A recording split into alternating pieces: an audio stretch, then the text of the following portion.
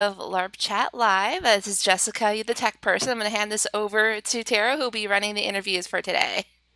Hello, everyone. I'm Tara Clapper with Larp Chat Live, and today we are joined by Zach and Sam, who have created a LARP called Dammerung LARP, located in Pennsylvania, and it is about to launch. I've also been kind of helping them out on the back end with a couple of things, including editing the rule book and doing a little bit with their marketing.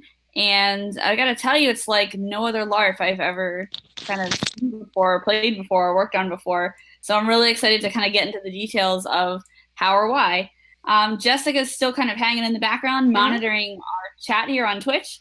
So if you have any questions, you can pop those in there, and she'll probably jump in and let me know as I ignore our chat, which is Will terrible, do, will do. that there are some questions. So please do feel free to interact and pose questions as you wish.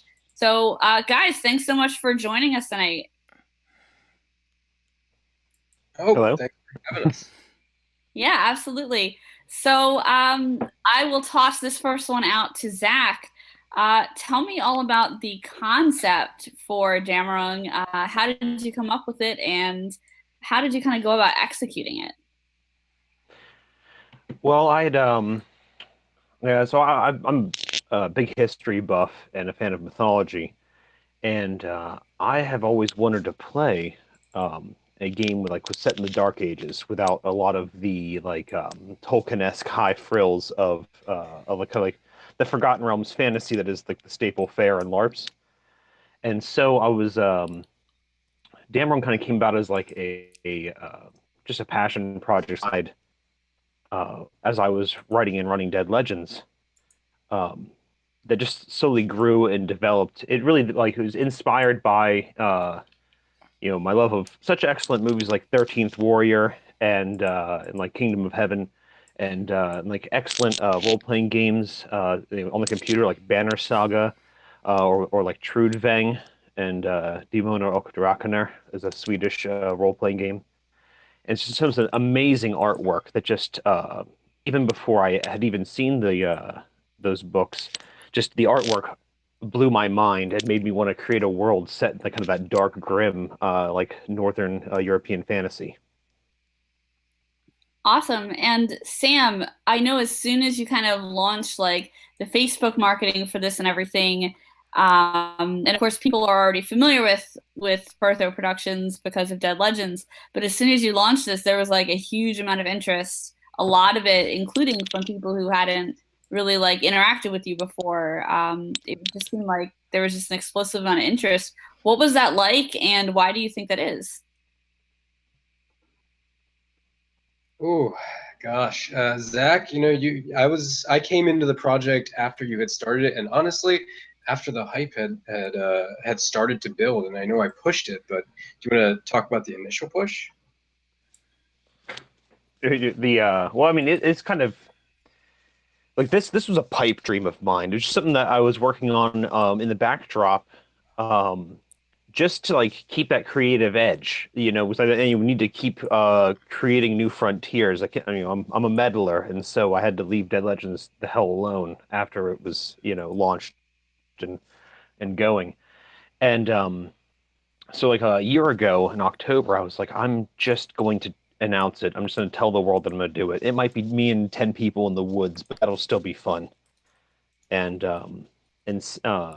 yeah, Sam came on in December last year, November, December, and our creative energy just clicked, and suddenly the 15 pages I had written just started expanding, and we started like developing this a rules set that was kind of carved out of my background in like crunchy American boffer, and Sam's background in like a more New England freeform, and those kind of just intermingled and we just smashed heads until this kind of weird love child emerged, and Uh, people just took to it.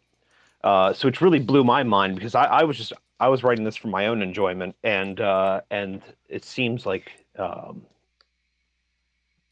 because People have really, really taken to it in a big way. And, on some level, I think, we've been seeing game and different ideas around LARP. With freeform, obviously, has been around for a long time, but the ideas around how you approach rule sets and gaming, people have been looking for something a little bit different from what they've been used to. And you've seen little games like Mutvia pop up and just really draw people with its creative energy. And and these things that really drew people were the freedom to interact. And there was still that idea of structure, and I think that's something that a lot of American LARPers still very much crave. We have a very large subsection of LARP in America, which, there's a lot of terms thrown around right now, like play to win, play to compete. And, there's a lot of ideas about whether that's good, whether that's bad. What does it mean to play to lose? What does it mean to play to lift? And, all of these things are something that Zach and I both feel very passionate about.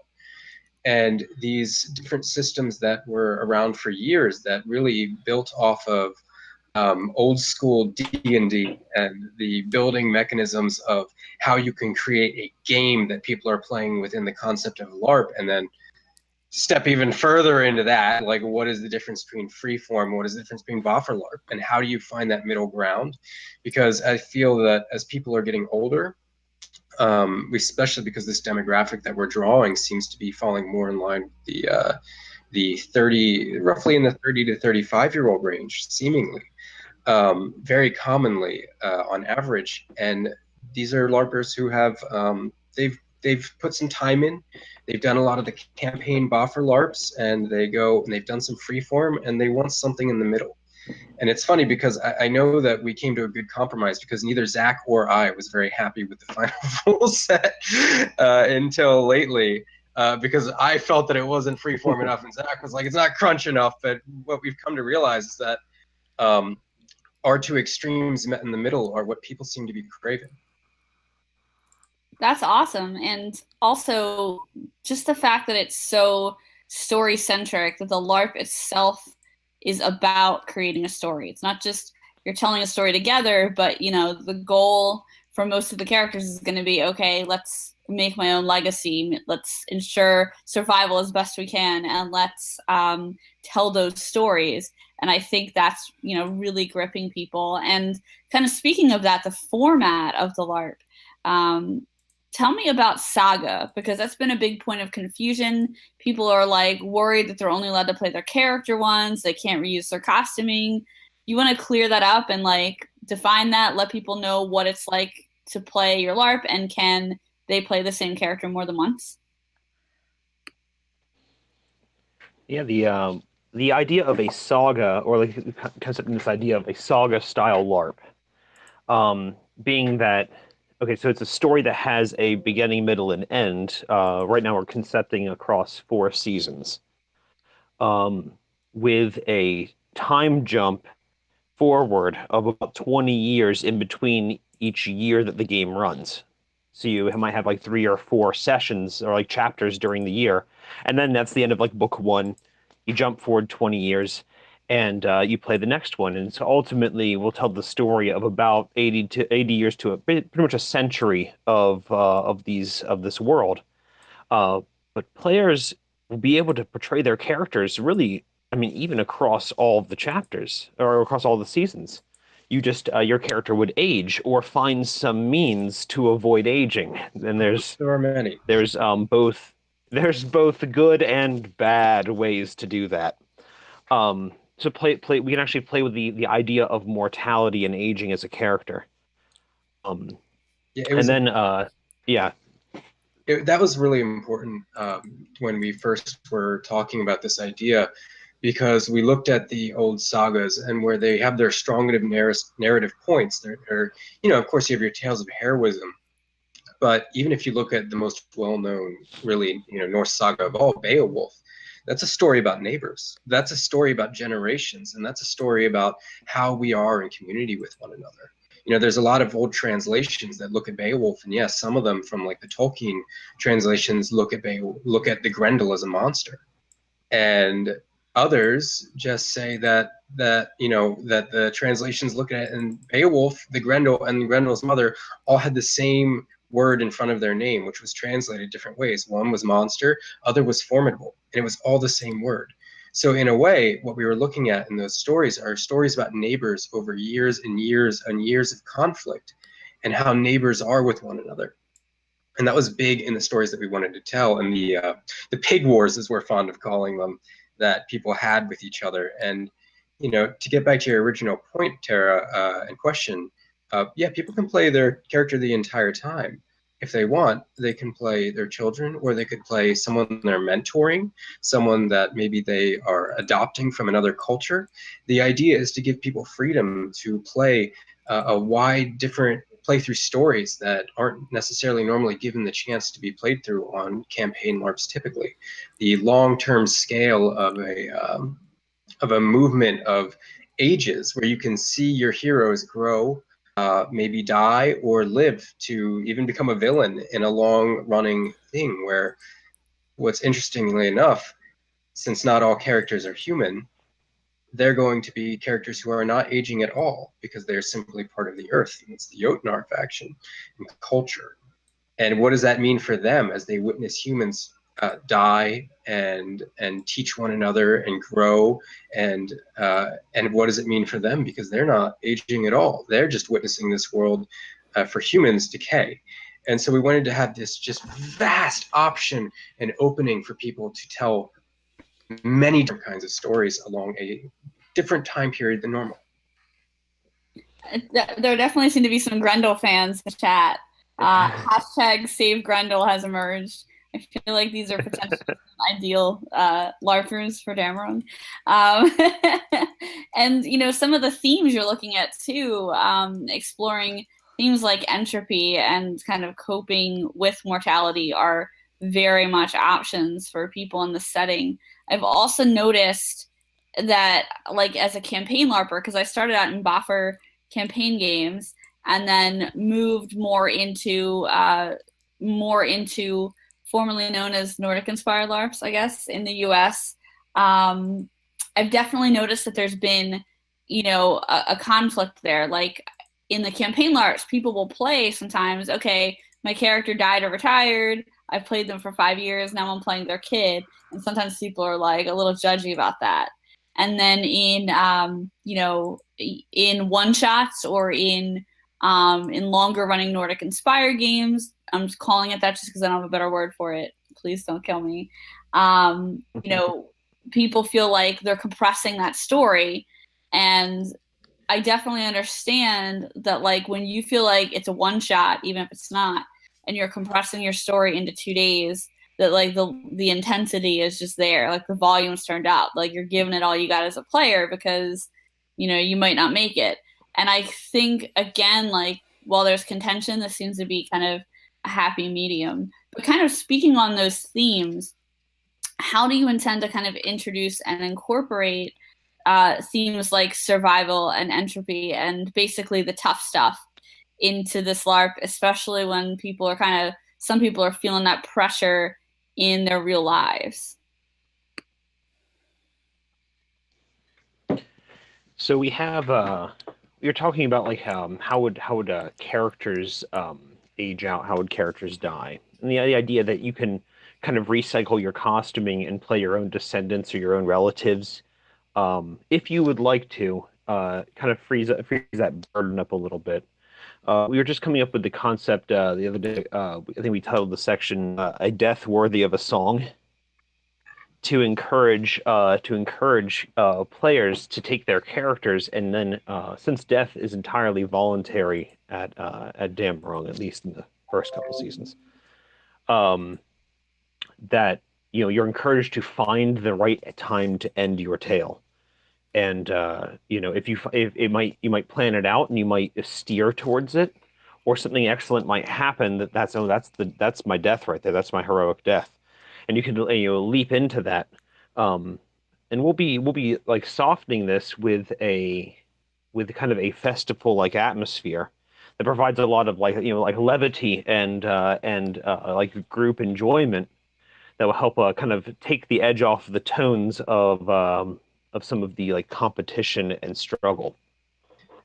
Yeah, and I think Zach touched on it. Choice is a big part Dammerung, and what we wanted to do when we created it was, I mean, we have exhaustive work into consent-driven systems and how you can choose the content that you want to engage with, because we know that not everyone will want to actually do everything around entropy and death and mortality, and that's okay. We've made things like aging or not aging relatively easy because we wanted people to be able to either face those concepts in a way that they can face it and work through their fears by facing it, or to work through it by conquering it. And so a lot of it is about looking at what does it mean to face these concepts, and we want to empower people to be able to interact with them in a way that makes them feel power and agency.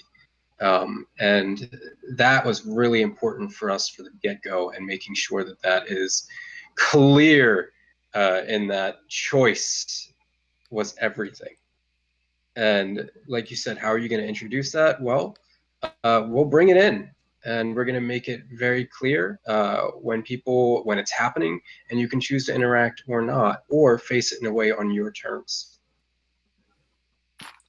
Awesome. We actually have a bunch of questions just popped up in our queue as you guys were talking. So first question that came up is, uh, what's the starting workshop going to be like? And what are the distinctions for crunchy US boffer vets? Croats. Did I? We have Erica Skirpan, who's the head writer of Dead Legends and an excellent tour de force of LARPing, working with Sam and myself, developing a really great workshop that will really drive forward the concepts of the game and help shape all of the like relationships that we're going to develop and play with once we get into active play. It's so Dammerung. Yeah, Dammerung is what we've realized is that we have a lot of different bubbles touching, and I use the bubbles touching in the way that I say we have the Nordic bubble. We have again, no offense, it's just the term that is common and useful right now. Freeform bubble. We have people who are coming from blockbusters primarily. We have people who are coming from campaign buffer LARPs. We have people coming in from Germany and overseas in the festival atmosphere, and we have people who are coming from, like Bickeline as their primary games and experiences and LARPs that they attend. And so we have all these bubbles touching, and what we realize that we're going to have to do is we're going to have to work hard to create a culture of what we want to see in play. And the only way to do that is to get people together, to sit in circle, and to practice. And so we're also going to be practicing our safety mechanics. We're going to be looking at the kind of combat that we want to see. We have people from DAG and Amped Guard who are very concerned about about different rules that we have around our weaponry. And one of the things that we're doing is we're going to be pulling a lot from European festival style combat, and how they interact with that. And that's a relatively safe thing because it's somewhat theatrical, and we're going to be really amping up the theatrical nature of it. And so there's going to be practice for that too. And so everybody's going to be coming in pretty much a little bit blind, or a little bit, not able to see what's been there before, because it's not really, like you said, Tara, anything that's come before.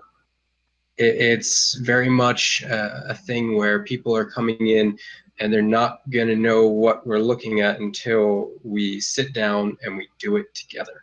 Because this is telling a story, and anytime you get two people telling a story, everybody's got a way they want it to go. And it's going to be about learning how to navigate that together. Got it.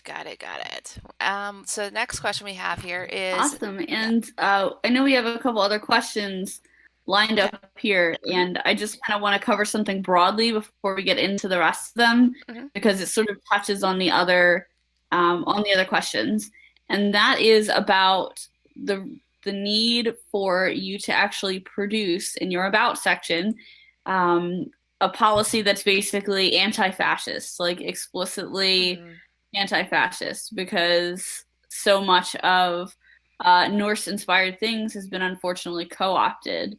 So Could you talk a little bit about why you really had to do that and how the community reacted? You want to start? Well, so I've been a Germanic pagan since I was about 15, and I've always loved the exploring the culture, and I'm a history major, and so I really delved into it and kind of exploring the culture of the British Isles and and I've always thought it was very ugly and unfortunate that so much of this European culture has been co-opted by nationalist hate groups and perverted from its rich and original purpose, which was just an old myth-based religion. Um, especially with the current events and the kind of the rearing of the snake of bigotry once again in America, uh, uh, determines absolutely necessary to take a exacting and zero tolerance attitude towards white supremacy, because not only do we want to be able to use and explore the mythology of Northern Europe, but also this sort of game would probably be attractive to a towards white supremacists themselves with their Germanic power fantasies. Mm-hmm. And so we wanted to make sure that they know explicitly this is not for them. It's a place of exploring the myths and cultures Mm-hmm. of a kind of fantasized early medieval Europe, not for enacting out their hateful projection of what they Mm-hmm. hope the world could have been. And on a personal note, like I grew up in my early years. I went to a synagogue. In my later years, I went to a Unitarian Universalist church, and I grew up throwing runes and reading auguries, and so I had a little bit of an interesting background as well. But I'm not really a stranger to anti-Semitism, and so LARP is one of those places that is, often treated like it should be a safe space, but work is not put in to make it so. And one of the things that I've found is that silence and just not addressing something or looking away from something or just, very casually saying, no, we don't do that here, is not enough to deter, because those who have experienced and who use their voice and their platform to experience do so unless checked. And we were very, very sure that we had absolutely the need to check people, so they understood that this is not what we were doing. And like Zach said, this.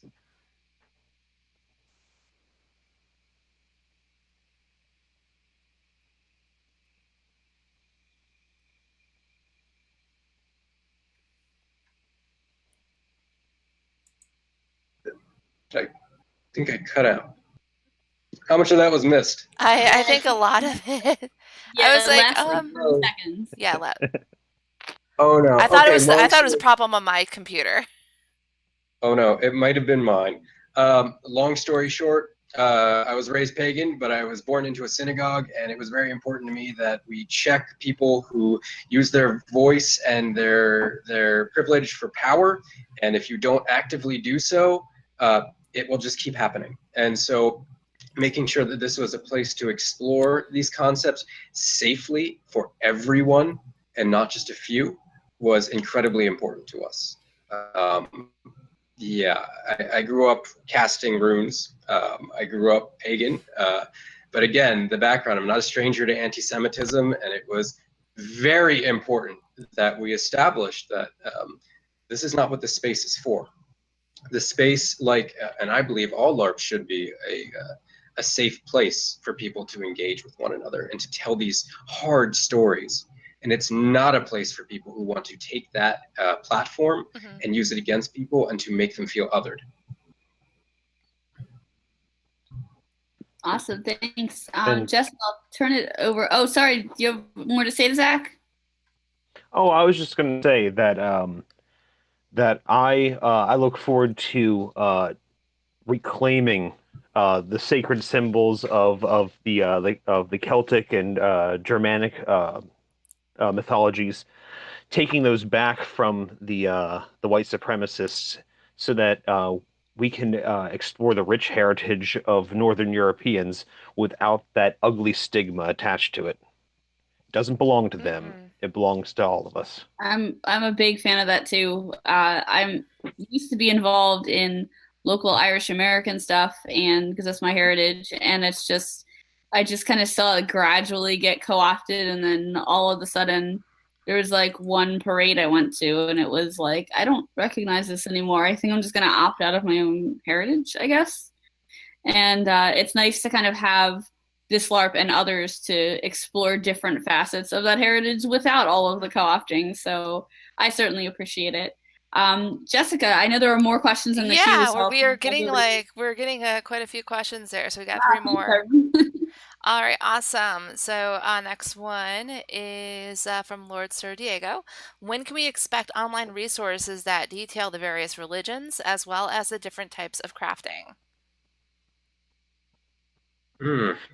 Well, we have our creative team right now, are probably at this moment are actively debating and developing the myths of the gods. I've been working with them. Sam's been working with them, and we'll have the kind of like patchwork quilt of our mythology and cosmology released very soon. Hmm.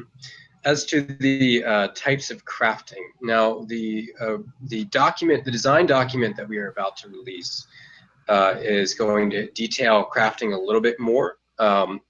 One of the things that we wanted to do with crafting, I'll tell you this right now, just because it might be a day or two, just until we get that out, is we wanted to look at Sorry, things. partially my fault. It no worries. I should have gone too I'm soon. editing it, so it's like sitting on another tab on my screen right now. It's no worries. But one of the things we wanted to do was we wanted to make it less about stockpiling resources and more about exploration. And so every single craft has roughly, I think it's like 6 to 8 recipes, I think, and they're very simple. They're like enhanced weapon, for smithing. There's like it's essentially not about crafting. It's more about enhancing and creation and acting out. And what we ask people to do for that is we ask them to go to different gathering points, and we ask them to role play gathering materials for the recipe. And there are about 6 different gathering points that you can go to. And we're very excited about this because it gets people out. We're sending people out to these gathering points to collect things. Accessibility is something that we're very passionate about as well. And so I'll talk a little bit about that shortly, but it gets people out, moving the trails and collecting things that aren't actual necessarily FISRIPs. It's like when you talk about Wokacraft, you'll be actually making shapes out of twigs and feathers and twine. And so it's a lot about those elements. And what that means is you're going to go to a specific crafting area or gathering point, and you're going to collect twigs from that point. And so then you're going to come back, you're going to craft it, and you're going to push out the item. And it's a very simplistic economy. but what it does, In the terms of mind if I take this, Sam? please, In the terms of just in the terms of just game mechanics, we wanted to do away with there's no item cards in Dammerung. There just aren't any. We wanted to get rid of just the item card trade and stockpiling. We wanted to get rid of people just sitting there rapping their knuckles on a bench for hours on end, because that's boring. And who wants to pay to play a game and spend their time sitting at a bench? Um, Basically, the crafting system line, where it gives temporary bonuses and abilities, like equipment-based stuff, for that event. So that way we can kind of free ourselves from the shackle of the gear quest that defines a lot of time spent in like American LARPs that are campaign LARPs where that's about accumulating and amassing equipment. Um, Secondary system to the overall play of the game, not the primary goal. And you'll see details about that in that design document. And then the recipes themselves, very simple, and they're role play instructions. So a lot of it is about finding ways to immersively craft and put on a show for others while you do so. Definitely not Jotnar bait, not one bit. Mm-hmm. Yes, we did not at all design this so that people will get attacked by monsters on the road. Awesome.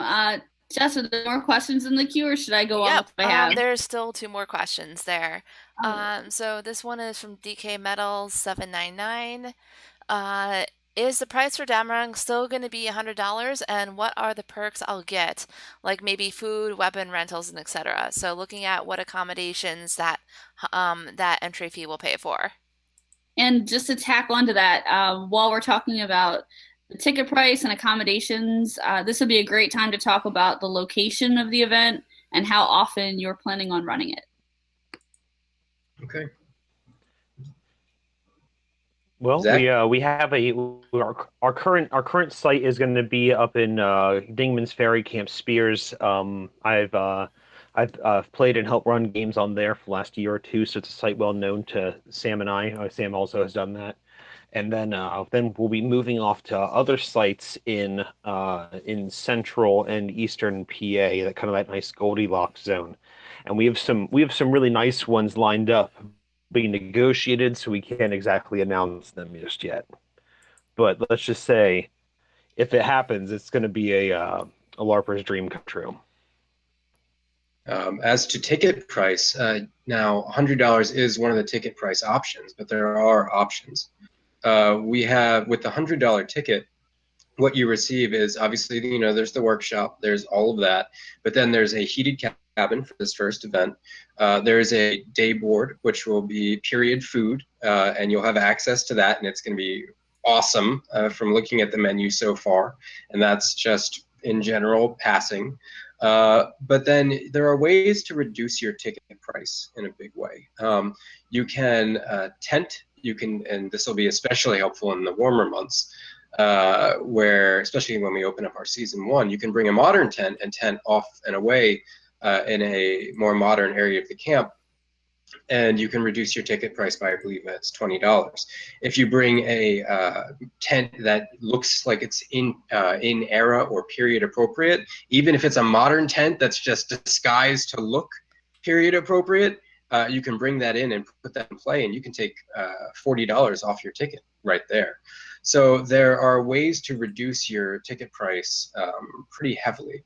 The Jotnar only pay $80 to attend Dammerung, which is a different experience altogether. I mean, it is like a different LARP altogether. It's just mind-boggling.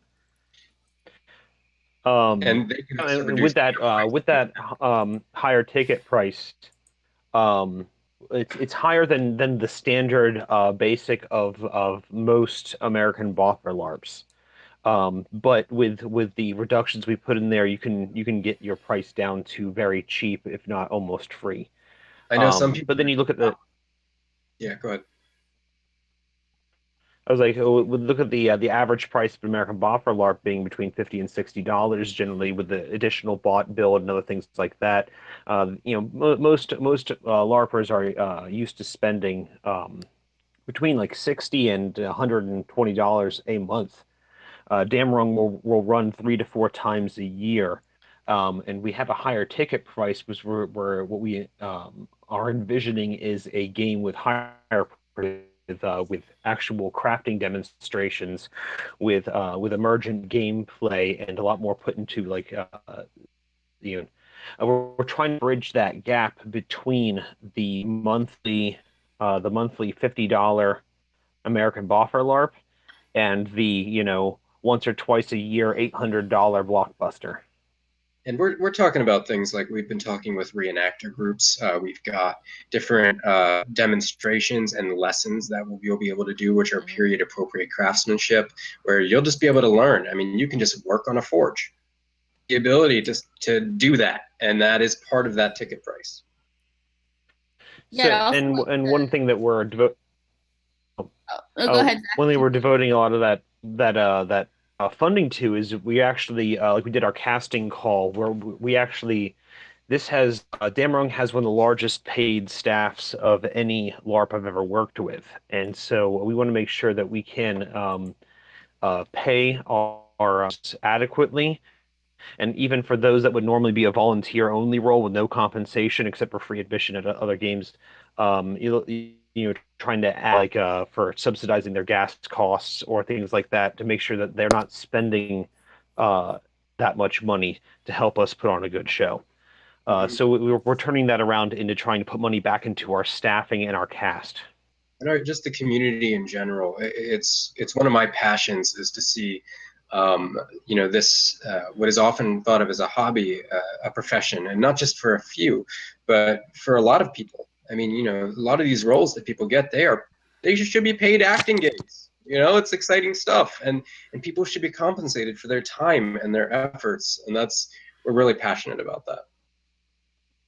Yeah, and that is exactly the point that I was going to add, that you definitely have put a lot into structuring that to make sure that that you can pay people to take on those kinds of roles, and that's a really cool standard to see being set. And and it's a struggle because I get it. Like I'm a game designer and I'm also a player, and I understand that really difficult struggle of like, I need to at least break even on my game. I also like to make a little money on it because this is my job. And also as a player being like, I can't afford a huge ticket cost because it's expensive for me to LARP. So it's great to see somebody kind of, really finding that balance there. Yeah, we really want to be able to increase the production value, yes, but there are ways then also to come in at cheaper costs, and that was also really important. Because this is not a hobby or an experience that should be limited to people. We strongly believe that LARP has a great many benefits. We wouldn't be doing this if we didn't, and we're excited to bring that to as many people as we can.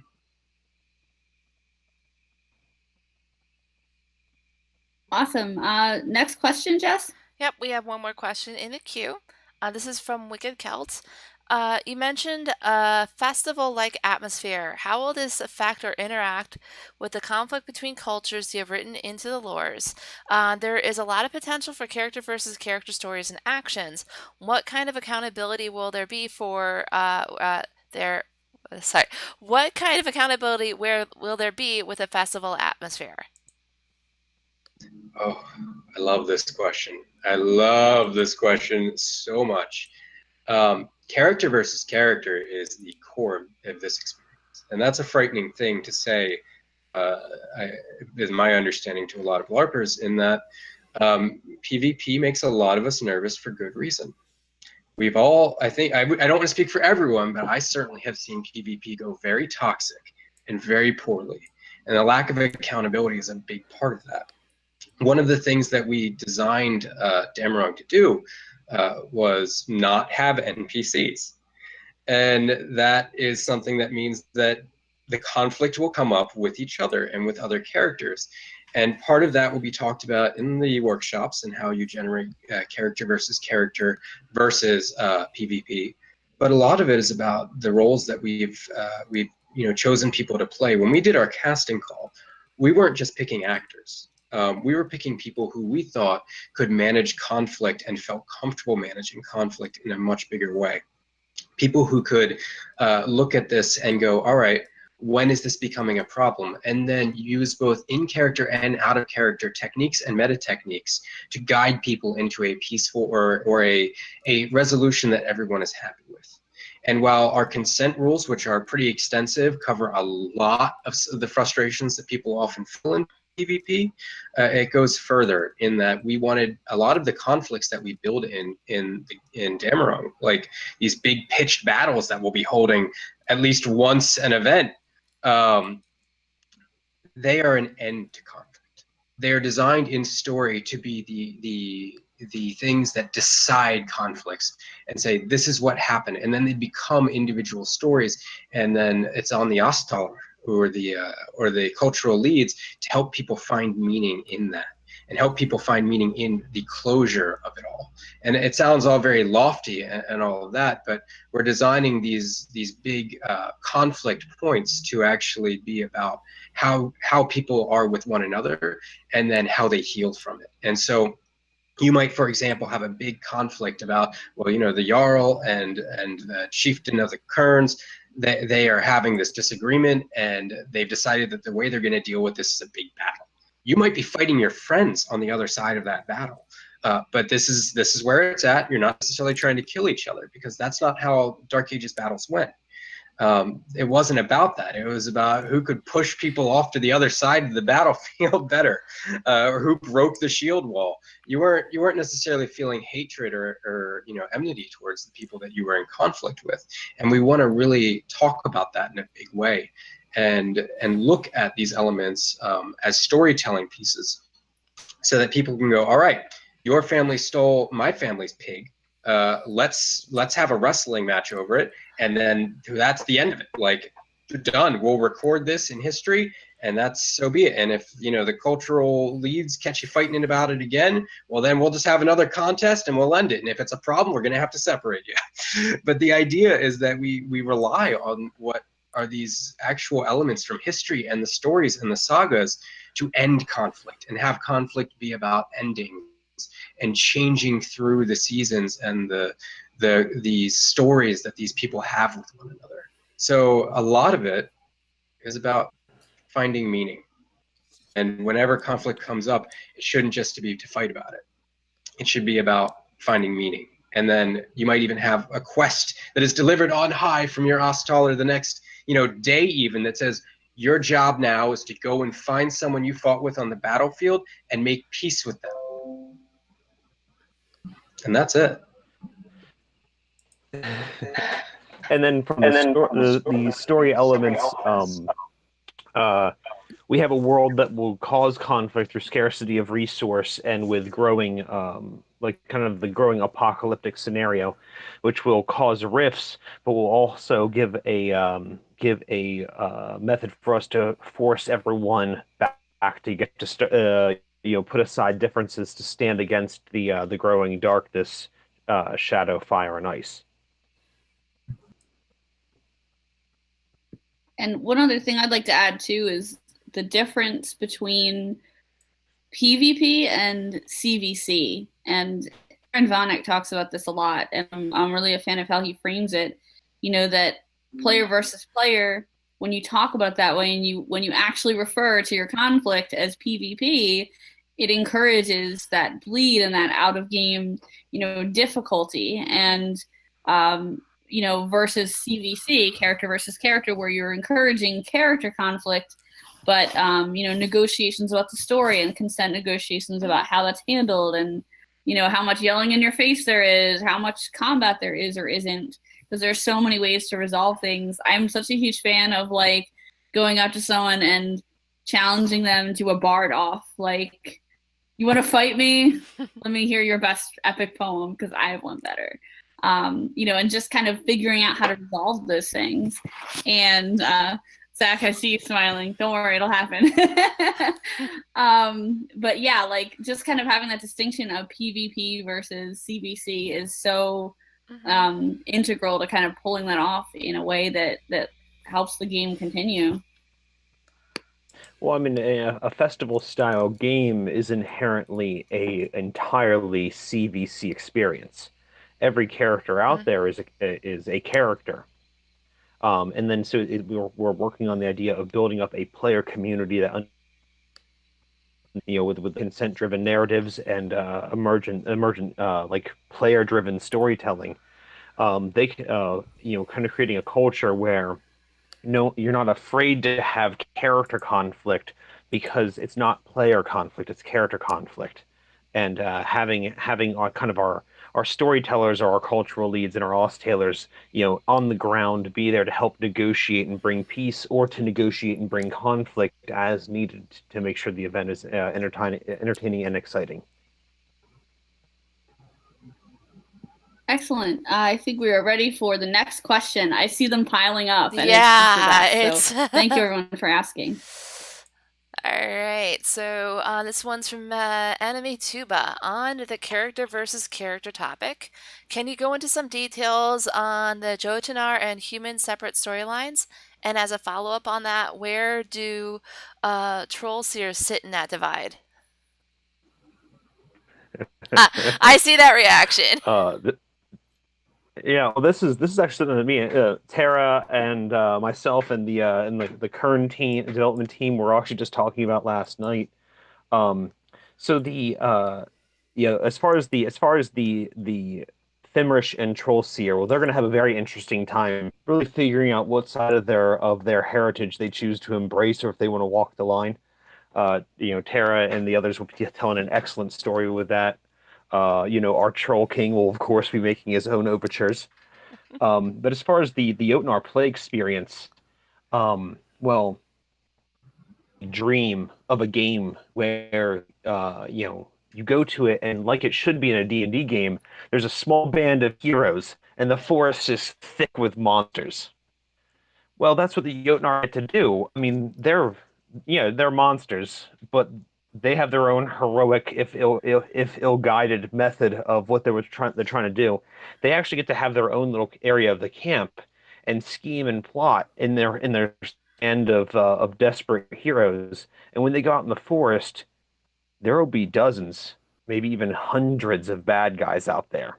Like kind of a dream scenario if we were playing a fantasy LARP to go out there and see like 40 goblins walking along when there's only eight heroes. Well, the Jotnar will actually get to have that experience, and so they're actually kind of playing a different game than the rest of everyone else is. They get to be the few against the many. I mean, hopefully, unless they outnumber the humans, which I mean, then it's a very different saga. We're gonna have different problems.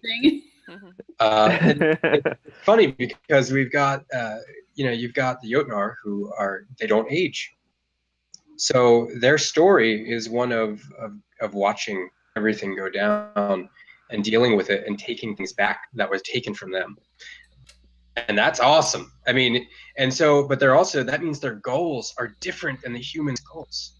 And so I mentioned play to lift, and I play to lose, and play to win. And all of those things are very unique for the Jotnar concept because they are playing to lift up the human characters, but they have their own goals to play to win that the humans don't even have to compete with, but they're trying to do their own thing. And do so in a safe way because people aren't trying to stop them, and it's not going to result in toxicity. Now, when we say play to lift, as far as the Jotnar, I mean, one of their major roles is to give human characters the opportunity for a death worthy of a song. And every time the Jotnar wins something, like when they steal food or when they steal treasure, that is a zero-sum loss for all of the human cultures. So they're the foil to the humans who are struggling with or against each other, trying to survive and thrive as the world fades to darkness. And they don't mind dying and getting killed and getting hacked apart repeatedly because they just come back. They are of Midgar. So for them, taking a loss in combat means nothing. That is fantastic design. The very first LARP I played was billed as a PvP Boffer LARP, and this is the first one I ever played. And so the whole point of the game was just like murder face the other side. And it was kind of like, I was like, okay, how many like lives do you get? Is it like Super Mario Brothers where it only has so many lives, and if I run out, then I'm done? Or like, what's the deal? Like, I hadn't LARP before, I didn't know. And they were like, no, there's not really. No, it's more just objective based. And I was like, what? And that was my first experience LARPing. So to go from that, to go from more theatrical LARPing to come to this, it's like, oh, this is like the best middle ground, possible, because it kind of really provide some of that same excitement that I felt in the first, in that very first LARP. Only I'll of course be playing over on the Kern side. So awesome. Is there another question in the queue, Jess? Yep, there is. There's one more question currently. See, Cordis, you guys talked about accessibility being something you're passionate about. What does that look like Yes. for within your game?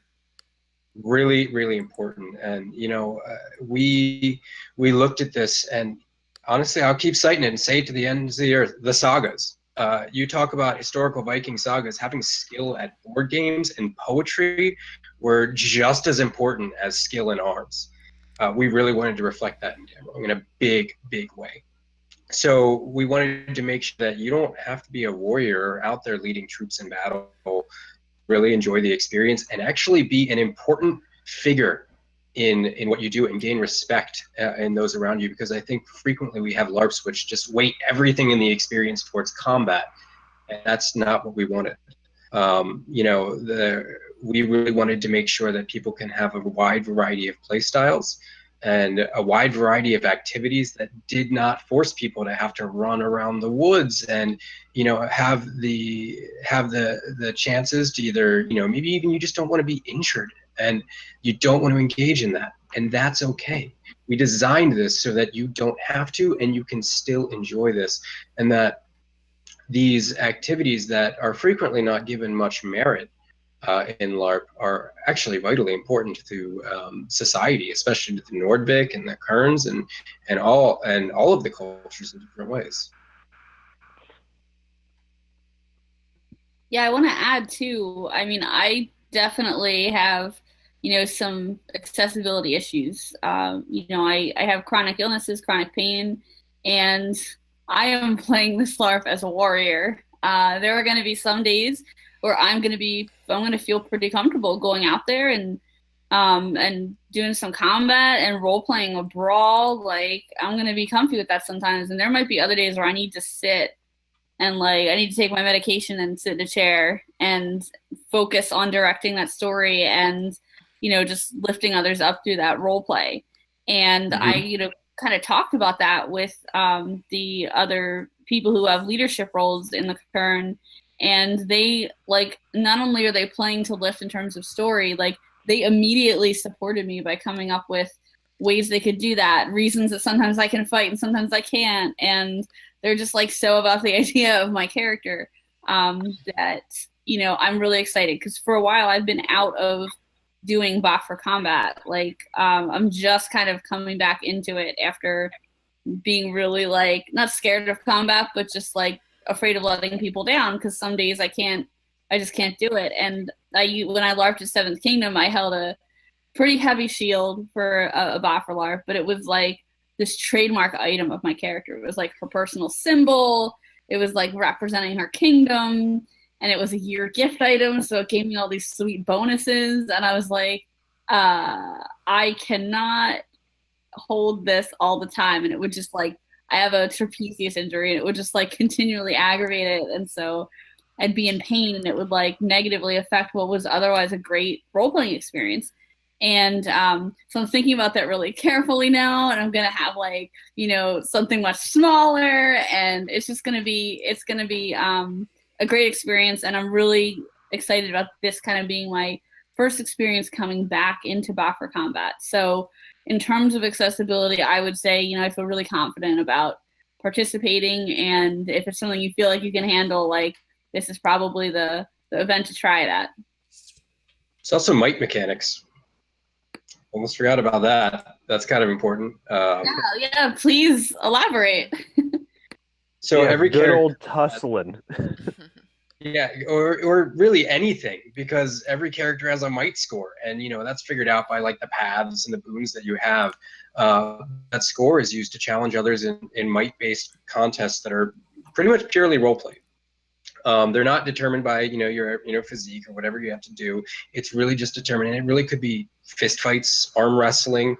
It could be a drinking contest. It could be any number of physical activities. But the idea is you have this might score, and you look at someone, you say might, and then if they say okay and they give you consent, you flash your might score with your fingers at like chest level, and whoever has the highest one wins. Tie goes to the defender. And so, it's meant to be just a quick way of adjudicating, like, okay, like I can still be who I want to be in this experience fully, and play out, all of these different characters without really forcing people to stick to what is normally, frankly, just in terms of not being good enough and not being accessible to a lot of different people. Excellent. Are there other questions in the queue, or do I get to move on with my? They keep my popping up. It's kind of awesome. All right. It's great. I love So this it looks like this happening. is a follow-up question from C. Cordis. What about the crafting and gathering of points and accessibility? Yes. One of those things that I have been thinking about pretty heavily is being able to, for those points, there are different boons that actually allow you to come into the game ready to craft as well.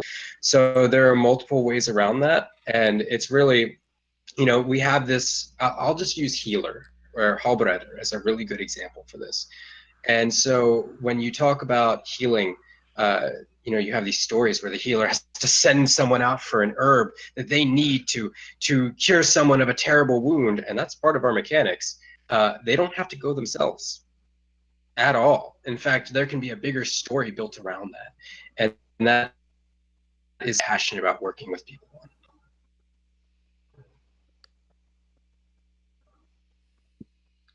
Excellent. And I see a follow-up accessibility question. Yep, it's there. They keep going. Okay, med sleep, CPAPs, etc. Will there be power available at game site? Absolutely. Every single one of the cabins, and there's 5 large heated lodges, and there's like 8 large unheated cabins, but they're still insulated and sealed. All of them have a ready supply of power outlets right next to beds. We also have some very large overflow buildings that are very nice and heated, and we could easily get different elements of different mattresses, and they all have power as well. We are not concerned about not having outlets or really warmth for people at this time. And kind of related to that, a lot of people get concerned about in-game sleeping versus out-of-game sleeping. How does that work at Dammerung? Well, the game is an immersive game, and so there will be at least how we're planning it so far is that all sleeping is in game, but since conflict is by consent of anything, you will not be at danger while sleeping unless something's been prearranged. And so you're not going to have 5 a.m. Wake-up calls in your cabin. Someone might raise an alarm outside, but you're not going to be woken up by goblin number 32 with a spear to your face. Excellent. Yeah, I know some people are not into that. Yeah, and what we do is, of course, we would encourage everyone to do is try to be respectful. Bring some brown cloths, like brown or black blankets to throw over your modern real day stuff, just so we don't have immersion breaking neon coolers and stacks of plastic bottles sitting around. That's what I do when I go to games myself. So just keep those spaces looking immersive. That's a great tip. And there's a lot of like, I know, anxiety about costuming, and I'm one of the people that totally has costuming anxiety from the start because I wanted to look really cool. What would you advise people do if they're having if they're like, I'm not sure my costuming will be good enough because it's kind of like a different era than the other LARPs I play? Where should they start? Hit me up. Seriously, send me a Facebook message. I will happily talk to people about costuming for hours and hours on end. Ways to cut costs, ways to do things, different ways that you can get things together in cheap and affordable ways. So hit me up. I love talking about costuming. I will be doing that. I know was looking on the Pinterest boards that you have. If you go on the Dammerung website and look through each of the cultures, there are links to Pinterest boards so you can look at the appropriate aesthetic for each one. And so I keep going back to that, and I found that I keep going back to one particular outfit now that I've decided a little bit on my character. And yeah, I'm just like completely in love with it. I need to figure out how to do it. So Yeah, I think really the costuming minimum would be a dark like an early medieval or Dark Ages appropriate tunic and pants and then that's about it. Basically the idea like people as long as they're not like bright blatantly modern shoes, wear shoes that are comfortable and safe that would keep your feet dry and give you good traction, you know. And what we're trying to steer away from is um, some of the like most fantasy LARPs tend towards a high medieval and Renaissance aesthetic, and that's what we want to try and create a Dark Ages aesthetic. So there's we'll publish a guideline on that soon. I have the cultural arms and armor guide up, but really just kind of avoiding the puffy sleeves and brocade corsets and embellished plate mail that is indicative of the like kind of the high medieval and Renaissance fantasy style. We want to aim for more of a simple like linen and cotton and wool tunics and chainmail aesthetic. So if it would fit in Lord of the Rings, odds are it would fit in Dammerung. You would be surprised how much you can do with an IKEA blanket that costs $7 and a nice cheap brooch. We can work through this. I promise. Yeah. awesome. And I see we have another question in queue. Yes, we do. So this is from DR Densmore. Hey everyone, in a perfect world, how do you all envision combat being handled? Anything specific roleplay wise that you want people to aim for? Oh yeah. You want this one, Zach, or?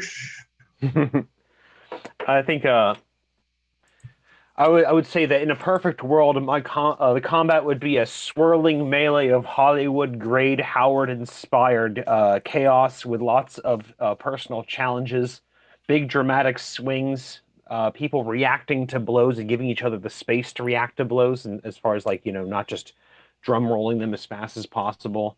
Um, Dammerung doesn't have damage calls, so combat will be noisy and chaotic and not just shouted aggressive math in the woods.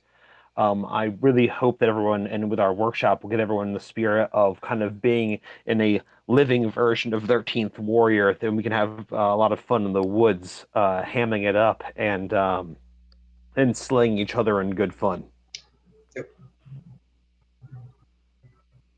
Excellent. And in terms of, we've covered a lot in terms of what makes Dammerung a bit different from other LARPs out there, and kind of what you're trying to go for in terms of the space in between the blockbusters and the monthly buffer combat LARPs very prevalent in this region.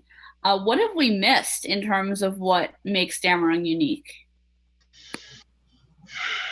Well, Dammerung is a story with an end, and that's one thing that most campaign games do not have.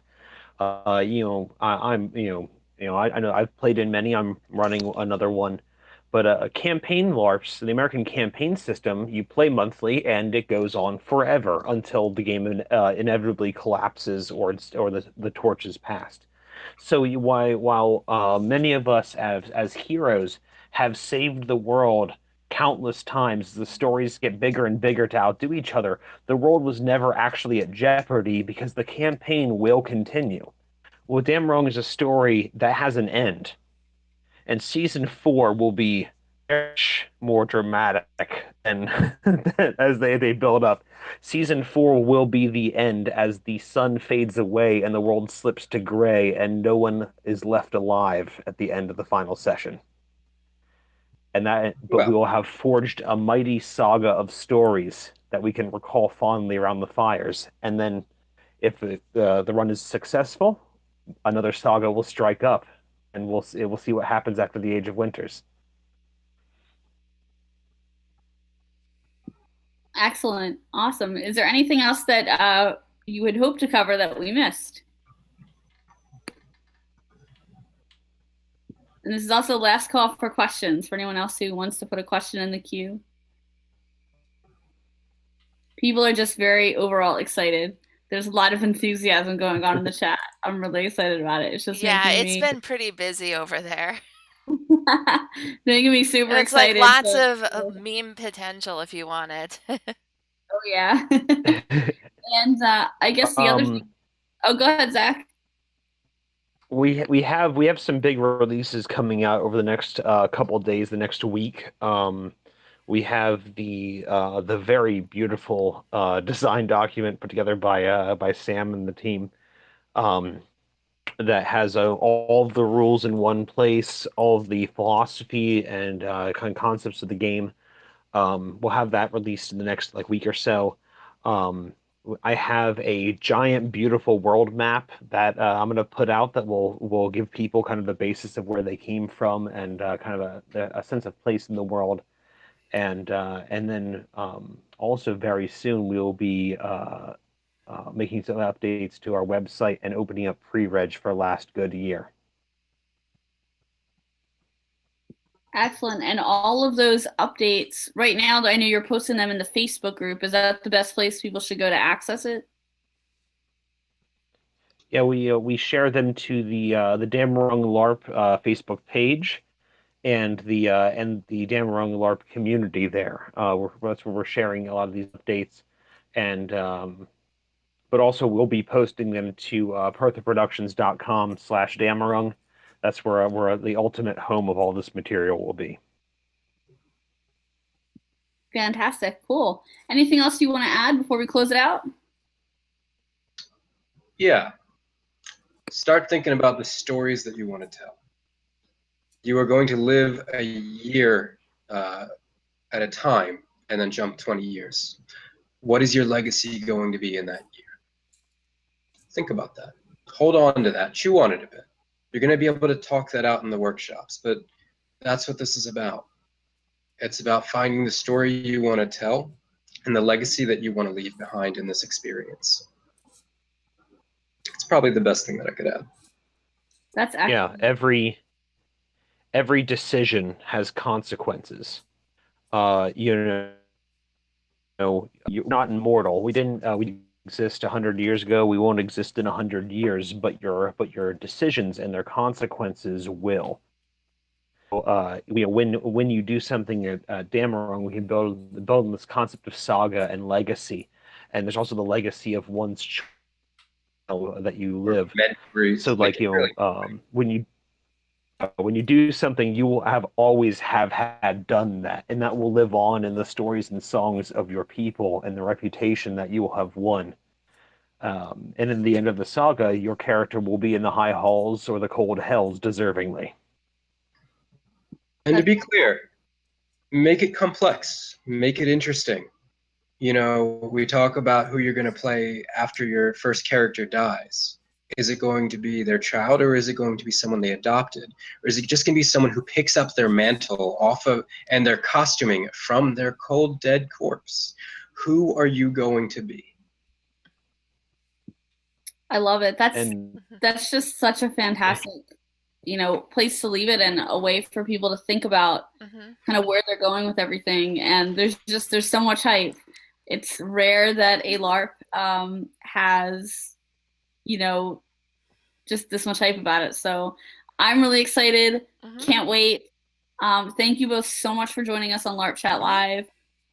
We're so excited to have you here. We're so excited. I'm so excited to play. I can't wait.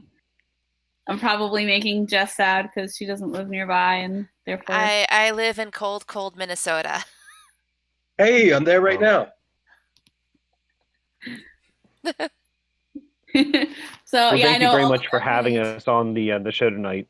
Yeah, you're quite welcome. And again, Facebook seems to be like the #1 place to chat about Dammerung at the time. So Mhm. definitely look Dammerung up, and I hope to see everybody listening to this there if you're not there already.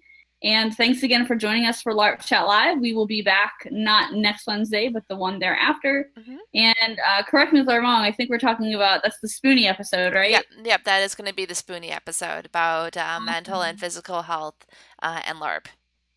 Fantastic. We broached that topic a bit here as it relates to Dammerung. So if that's something that interests you, please stay tuned to the to larpchat.live or facebook.com/larpchatlive, and we'll have more information about that episode up soon. Thanks again, guys, for joining us, and have a great night. Great nights.